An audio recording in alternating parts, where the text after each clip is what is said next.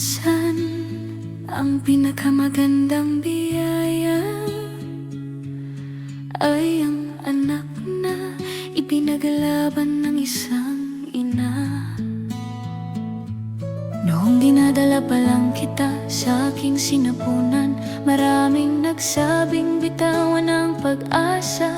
Pero sinabi ng puso ko, hindi ilalaban kita. Baka ikaw nang matagal kong hinihiling na anak na babae. At nang dumating ka sa mundo, hindi ang pangalan mo. Dahil tulad ng nasa kwento, mapagmahal ang puso mo. Hindi ako nagkamali sa pagpili sa'yo. Lumaki kang mabait at may pusong ginto.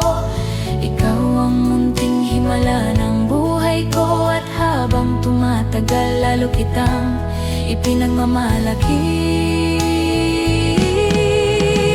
Wendy, salamat sa pagiging anak ko. Sa bawat yakap at pagmamahal mo, totoo, ikaw ang lakas ko sa bawat unos ng buhay.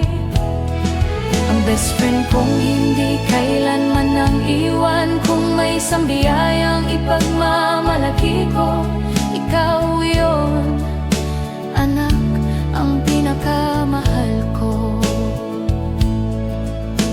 Nung bata ka pa, katulong na kita sa kantin.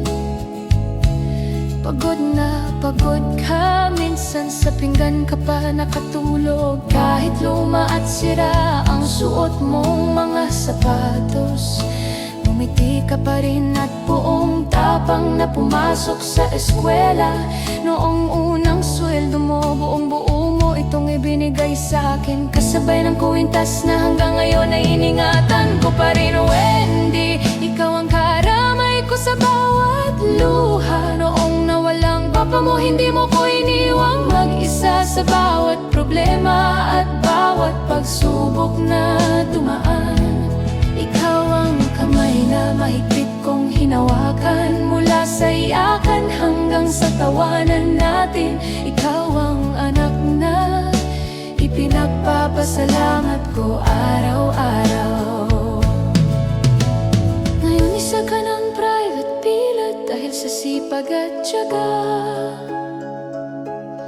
Tinupad mo ang mga pangarap na dati tila malabo pa.